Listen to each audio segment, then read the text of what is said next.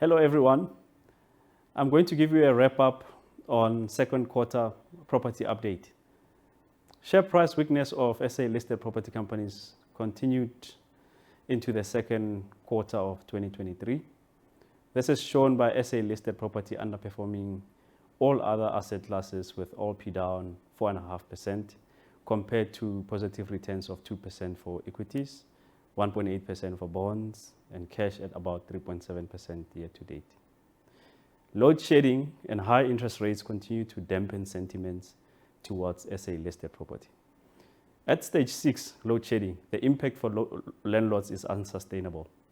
It means power generators begin to function as alternative source of energy and not for backup.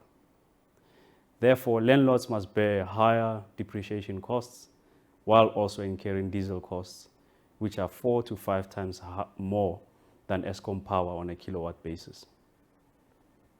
Landlords can contractually recover the diesel cost from tenants, but ultimately the higher cost of occupancy for tenants impedes on rental growth. Therefore, elevated levels of load shedding are an unfavorable scenario which require concerted efforts from all stakeholders. There has been a massive investment drive across the REITs to enable tenants to trade during load shedding, as well as lowering energy costs by investing in solar solution. Tenants have also been proactive by investing in solar to prevent loss of trade, especially for retailers. Interest rates have risen by more than 300 basis points since last year in most markets, including South Africa, in an attempt by central banks to rein in inflation. The impact on earnings has been smoothed out by most REITs, maintaining a minimum 75% hedging policies throughout the cycle.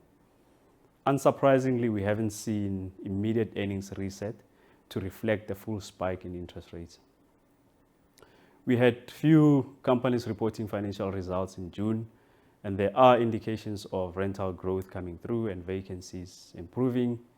Reversions are pointing in the right directions, but they are still negative in South Africa. The rand weakness benefited most offshore stocks, and as a result, the offshore names in the OLP index outperformed the local names.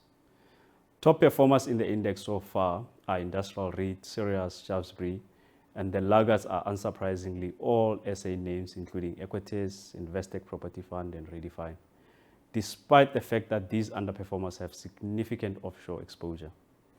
Our fund outperformed its benchmark by 16 basis points and 57 basis points for the quarter and year to date, respectively. We continue to look for opportunities in quality names which are relatively cheaper than peers and the index. And the sector is currently not expensive, but stock picking remains important. Thank you.